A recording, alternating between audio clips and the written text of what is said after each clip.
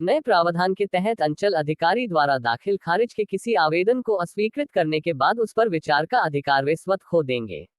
इस नए प्रावधान से आम लोगों को बड़ी राहत मिलने की उम्मीद है। बिहार में भूमि विवाद पर लगाम लगाने के लिए सरकार ने नया नियम बनाया है। पिछले दिनों भूमि सुधार मंत्री आलोक मेहता ने इसके संकेत दिए थे। अब अंचल अधिकारी एक बार दाखिल खारिज के आवेदन को रद्द करने के बाद उसे फिर से स्वीकार नहीं कर सकेंगे। राज्य सरकार ने दाखिल खारिज के नियम को और सख्त बनाते हुए नए नियम को प्रभावी कर दिया है। नई व्यवस्था में अंचल अधिकारी किसी सूरत में दाखिल खारिज के आवेदन पर दोबारा विचार नहीं कर सकेंगे।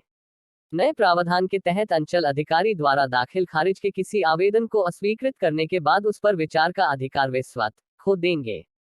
ऐसा नहीं होगा कि वे एक बार दाखिल खारिज के किसी आवेदन को अस्वीकार करने के बाद फिर से आवेदक द्वारा आवेदन देने पर उसे स्वीकार कर लें।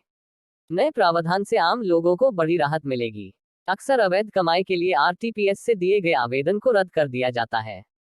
पिछले गेट से दलाल आवेदन ले लेते हैं जिसे स्वीकार कर म्यूटेशन कर दिया जाता है। राजस्व एवं भूमि सुधार विभाग ने मौजूदा प्रावधान में बड़ा बदलाव करते हुए अब अंचल अधिकारी के इस अधिकार को सीमित कर दिया है। अब उनके द्वारा आवेदन अस्वीकृत करते ही विचार के लिए वह मामला भूमि सुधार उप समाहर्ता के स्तर पर ही विचार किया जा सकेगा। हालांकि वे अपने पूर्व के आदेश पर पुनर्विचार के लिए रैयत को भूमि सुधार अपर समाहर्ता के न्यायालय में अपील के लिए दायर करने का निर्देश दे सकते हैं।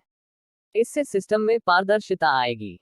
विभाग ने इसको लेकर अपनी आईटी शाखा को फुल प्रूफ सिस्टम तैयार करने को कहा है। अभी कई मामलों में ऐसा देखा गया है कि अंचल अधिकारी दाखिल खारिज के किसी आवेदन को अस्वीकृत करने के बाद आवेदक द्वारा फिर से आवेदन करने पर उस पर विचार करते हैं। वे उसे स्वीकार भी कर लेते हैं। विभाग को ऐसी सूचना मिली है कि इस मामले में कई अंचलों में गड़बड़ी की गई। यही नहीं, इसमें भ्रष्टाचार की आशंका भी रहती है।